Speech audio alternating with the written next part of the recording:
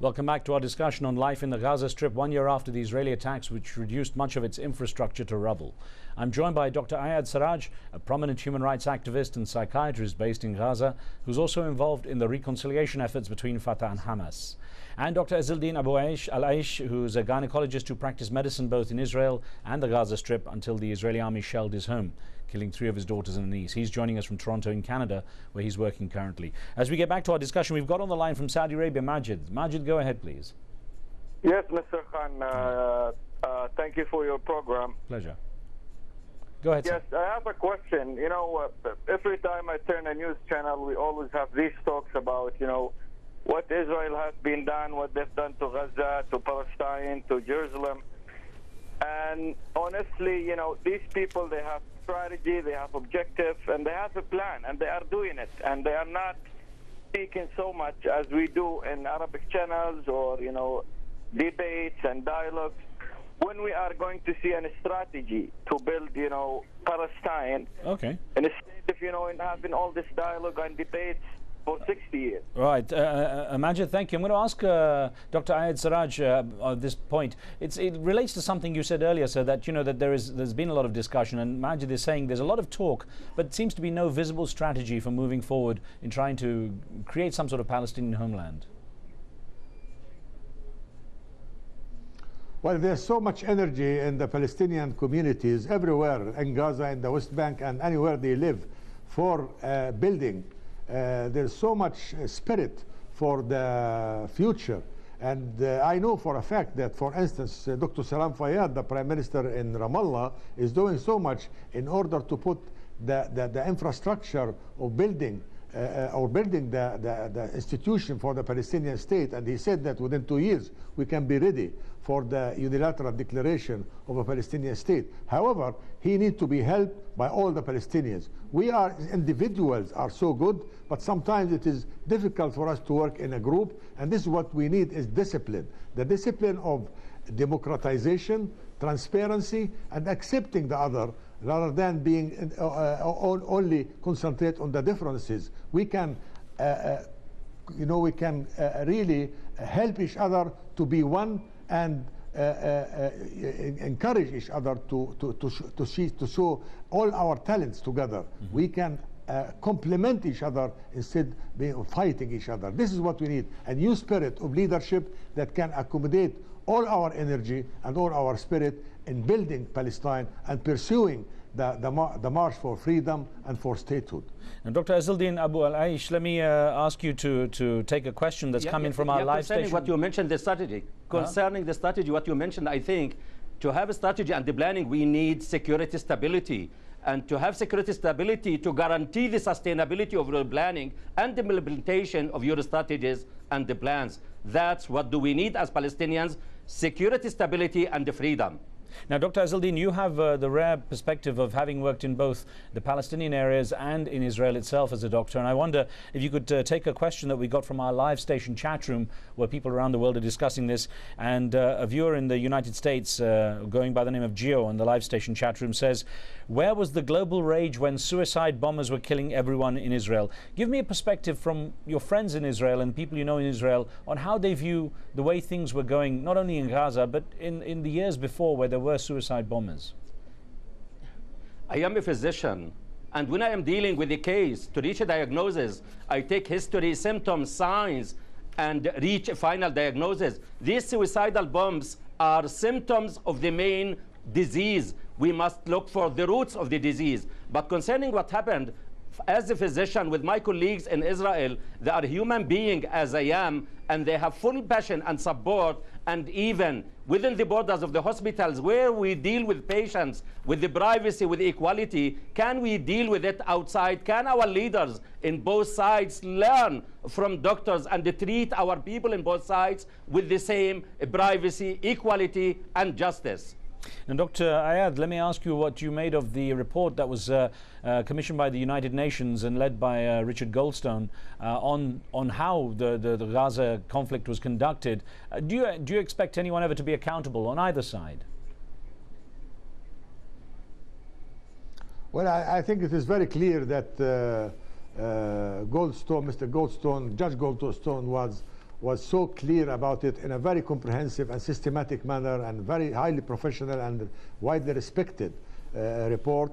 For the first time since the tragedy of the Palestinians, somebody is calling for a trial of the Israelis who committed war crimes in Gaza.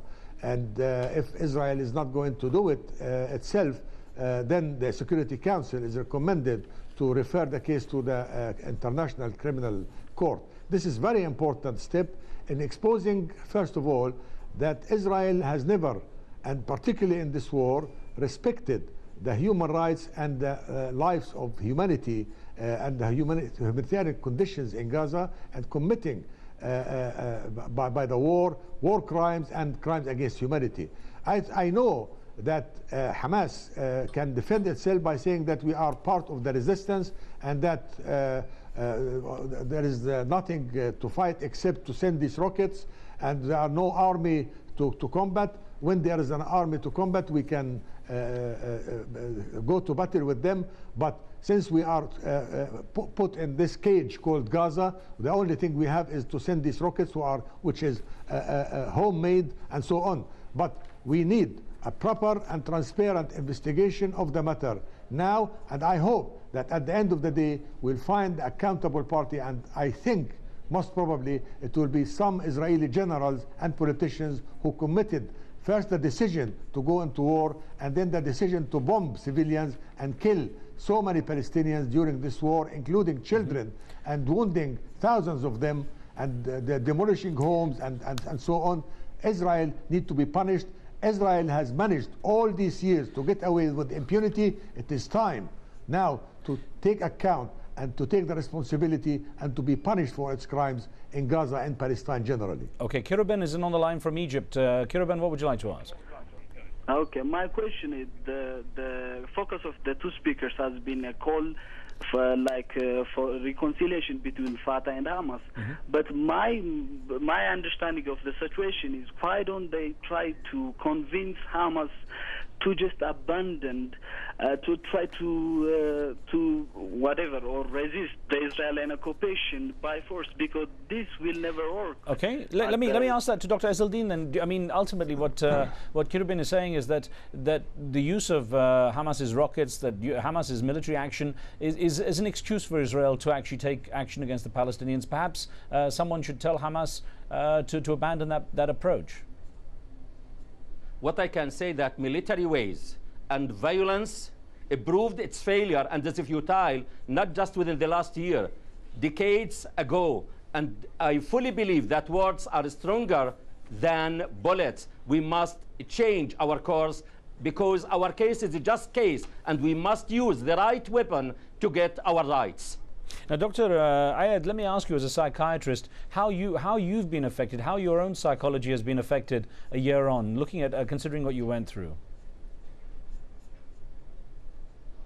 Well, I remember these days last year, I was terrified, homebound, and with my family, most of the time shaken, listening to screams of women and children, listening to the sound of bombs, watching the skies with the flares of the phosphorus bomb, which we didn't know at the time it was phosphorus bombs, watching TV every now and then, although the reception was always bad because of the Israeli jamming the satellite, but watching the dead bodies and the wounded, and feeling the agony of people, of my people. Now, in the last year, I managed myself to help myself and to help my family, and also through the Gaza Community Mental Health Program, and the workers there, and their hundreds, have tried to help thousands of Palestinians in the schools and in the community. You know that in the last year we estimated, according to our research, now 15% of the people, particularly children, are suffering from post-traumatic stress disorder, which need long-term treatment. 15% of the children, and this needs massive work, and we started already, but it will take years, and we expect even more to come in the years. Well, listen, Dr. Ayad Siraj and Dr. Ezeldin Abu Alaysh, thank you very much for joining us. We're out of time, but thank you for taking part in this debate. Thank you. Thank you very much, sir. Thank you. And thank you for being with us with your questions. Remember, you can follow the show on Facebook and see what we're up to there. You can give us your feedback on topics and post your questions and comments. On the next show, we continue our discussion of the fallout of the war on Gaza, focusing on international reaction. Activists around the world have stepped up their calls for sanctions against Israel, ranging from divestment from any financial interest in Israel to prosecution of top officials, inspired by the attempts to pressure South Africa to end its policies of apartheid in the 1980s. We'll speak to a leading professor in one of Israel's top universities who agrees with the idea of a boycott to, quote, save Israel from itself. Make sure you tune in for that. From me and the team, we'll see you next time.